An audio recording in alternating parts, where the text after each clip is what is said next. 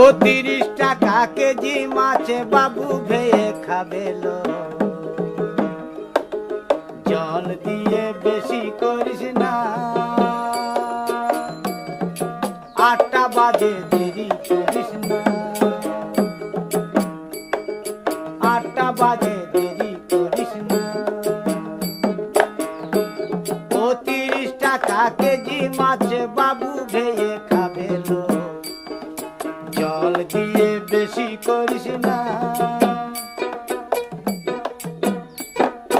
8টা বাজে দেরি করিস না।